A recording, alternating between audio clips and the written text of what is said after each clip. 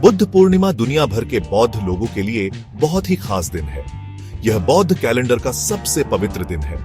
हम इसे बड़ी खुशी और श्रद्धा से मनाते हैं। यह दिन गौतम बुद्ध के जन्म, ज्ञान प्राप्ति और महापरिनिर्वाण का दिन है।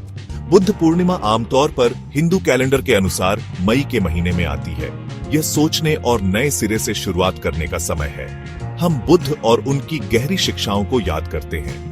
हम करुणा और ज्ञान के उनके मार्ग पर चलने का प्रयास करते हैं। इस दिन बौद्ध लोग मंदिरों और विहारों में जाते हैं। वे प्रार्थना करते हैं और मोमबत्ती जलाते हैं। वे भिक्षुओं को धर्म ग्रंथों का पाठ करते हुए सुनते हैं। वे ध्यान करते हैं और बुद्ध की शिक्षाओं पर विचार करते हैं। 2600 साल से भी ज्यादा पहले नेपाल के लुम्बिनी में एक राजकुमार का जन्म हुआ था। उनका नाम सिद्धार्थ गौतम था। उन्होंने ऐशो आराम और वैभव का जीवन जिया। हालांकि वह अपने आसपास के दुखों को देखकर बहुत परेशान थे। एक दिन सिद्धार्थ ने अपना महल छोड़ दिया। उनका सामना एक बूढ़े आदमी, एक बीमार आदमी और एक लाश से हुआ। इन दृश्यों ने उन्हें दुख से भर दिया।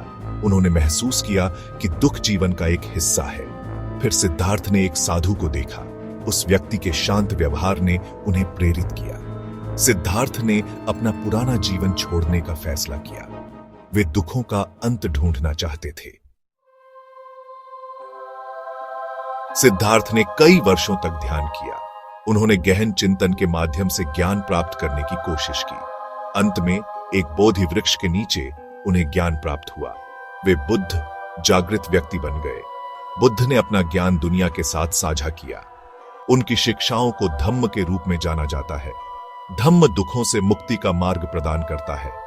यह हमें करुणा, दया और ध्यान के साथ जीना सिखाता है। बुद्ध के अनुयायियों ने संघ का गठन किया। संघ भिक्षुओं और भिक्षुणियों का समुदाय है। वे एक साथ रहते हैं, बुद्ध की शिक्षाओं का अभ्यास करते हैं और एक दूसरे का समर्थन करते हैं। बुद्ध की शिक्षाएं 4 आर्य सत्यों पर आधारित हैं। ये सत्य दुख की प्रकृति और उस पर काबू पाने के तरीके के बारे में बताते हैं। वे बौद्ध धर्म की नींव हैं। पहला आर्य सत्य जीवन दुखों से भरा है। हम शारीरिक और मानसिक पीड़ा का अनुभव करते हैं। हमारा सामना बुढ़ापे, बीमारी और मृत्यु से होता है। दूसरा आर्य सत्य दुख, मोह और इच्छा से उत्पन्न होता है। हम उन चीजों से चिपके रहते हैं जो बदलती और नष्ट होती हैं। इससे हमें दर्द होता है। तीसरा आर्य सत्य दुखों पर काबू पाया जा सकता है। मोह को त्याग कर हम सच्ची शांति और खुशी पा सकते हैं। चौथा आर्य सत्य दुखों के अंत का मार्ग अष्टांगिक मार्ग है। इस मार्ग पर चलकर हम ज्ञान प्राप्त कर सकते हैं। भाग 5 अष्टांगिक मार्ग, संतुलित जीवन जीना। अष्टांगिक मार्ग एक सार्थक जीवन जीने के लिए एक व्यावहारिक मार्गदर्शक है। इसमें 8 परस्पर जुड़े सिद्धांत होते हैं जो आध्यात्मिक विकास और मुक्ति की ओर ले जाते हैं। सम्यक दृष्टि ज्ञान का विकास करना और 4 आर्य सत्यों को समझना। सम्यक संकल्प, सकारात्मक और करुणामय विचारों का विकास करना। सम्यक वाणी, सच्चाई, दया और जागरूकता से बोलना। सम्यक कर्म, नैतिक और कुशल कार्यों में संलग्न होना। सम्यक आजीविका, ऐसे तरीके से जीवन यापन करना जिससे दूसरों को नुकसान न हो। सम्यक व्यायाम, अच्छे गुणों का विकास करना और बुरे गुणों को त्यागना। सम्यक स्मृति, वर्तमान क्षण पर बिना किसी निर्णय के ध्यान देना। सम्यक समाधि, ध्यान के माध्यम से एकाग्रचित्त ध्यान और मानसिक स्पष्टता विकसित करना। भाग 6 प्रकाश और करुणा का उत्सव। बुद्ध पूर्णिमा बड़ी खुशी और भक्ति के साथ मनाई जाती है।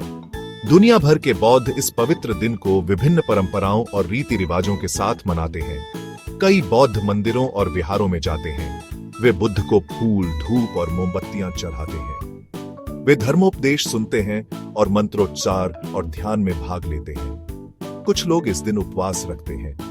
वे मांस खाने और शराब पीने से परहेज करते हैं। यह मन और शरीर को शुद्ध करने का एक तरीका है। कई बौद्ध दया और करुणा के कार्यों में भी संलग्न होते हैं। वे दान करते हैं, अपना समय स्वयं सेवा करते हैं या जरूरतमंद लोगों की मदद करते हैं। भाग 7 आज बुद्ध की शिक्षाओं की प्रासंगिकता। बुद्ध की शिक्षाएं आज भी उतनी ही प्रासंगिक हैं जितनी 2600 साल पहले थी। शांति, करुणा और ध्यान का उनका संदेश आधुनिक दुनिया में हमारे सामने आने वाली चुनौतियों का समाधान प्रदान करता है।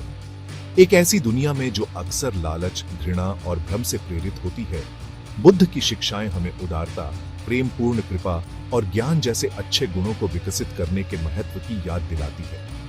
वर्तमान क्षण में ध्यान और जीवन जीने पर उनका जोर आधुनिक जीवन के तनाव और चिंता का एक उपाय प्रदान करता है। ध्यान का अभ्यास करके हम अपने भीतर अधिक शांति और स्थिरता पा सकते हैं। भाग 8, बुद्ध पूर्णिमा, शांति और ध्यान के लिए आह्वान। बुद्ध पूर्णिमा केवल उत्सव का दिन नहीं है, यह कार्रवाई का भी आह्वान है। यह बुद्ध की शिक्षाओं के अनुसार अपना जीवन जीने की याद दिलाता है। यह शांति, करुणा और ध्यान के प्रति अपनी प्रतिबद्धता को नवीनीकृत करने का समय है। इस दिन आइए हम अपने दिलों में दया का भाव पैदा करने का प्रयास करें। आइए हम क्षमा और समझ का अभ्यास करें। आइए हम सभी प्राणियों के लिए एक अधिक शांतिपूर्ण और सामंजस्यपूर्ण दुनिया बनाने की दिशा में काम करें। आइए हम बुद्ध के शब्दों को याद रखें, सभी प्राणियों के प्रति दयालु बनो, यही सच्चा धर्म है। भाग 9, निष्कर्ष, अपने भीतर के प्रकाश को अपनाना। बुद्ध पूर्णिमा उस ज्ञान और करुणा के प्रकाश का जश्न मनाने का दिन है जो बुद्ध दुनिया में लाए थे। यह उनकी शिक्षाओं पर विचार करने और उनके द्वारा बताए गए मार्ग पर चलने की हमारी प्रतिबद्धता को नवीनीकृत करने का दिन है।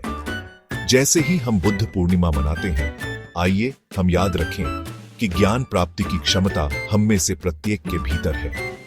करुणा, ज्ञान और ध्यान का विकास करके हम सभी अपने भीतर के जागृत स्वभाव को महसूस करने का प्रयास कर सकते हैं।